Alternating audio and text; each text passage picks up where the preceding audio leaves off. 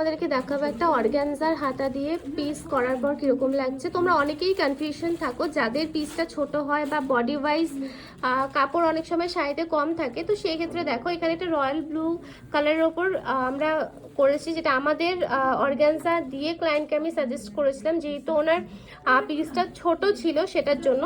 তো তোমরা অনেকেই বুঝতে পারো না ঠিক করার পর কিরকম লাগে। তো এই ডিজাইনটা যে দেখো, এই যাচ্ছে পুরো হাতাতে আমকলকা মোটিভ, তার সাথে দেখো পাটটাকে এরকম সুন্দর করে স্টিচিং করে বসানো হয়েছে, আর এই যাবে ব্লাউজটার নেকলাইন।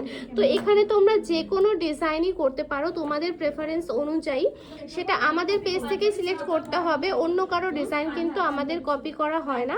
তো অবশ্যই আমি তোমাদের সবাইকে এটাই রিকোয়েস্ট করব, পেজ তোমরা ভিজিট করো, সেখানে অনেক অপশন ভ্যারাইটি পেয়ে যাবে। আর এই যাবে পুরো ব্যাকের ডিজাইনটা, দেখতে পাচ্ছ হোল বডিতে বুটি বুটি, তার সাথে পুরো নেক লাইন, আর এই যাবে পুরো হাতাটা অর্গানজা দিয়ে আর হাতাতে মোটিভ। তো তোমাদের যাদের পিস ছোট বা ব্রোকেট তোমরা বুঝতে পারো না ঠিক কিরকম করবে, তো অবশ্যই কিন্তু এই টাইপের ডিজাইনগুলো করতে পারো।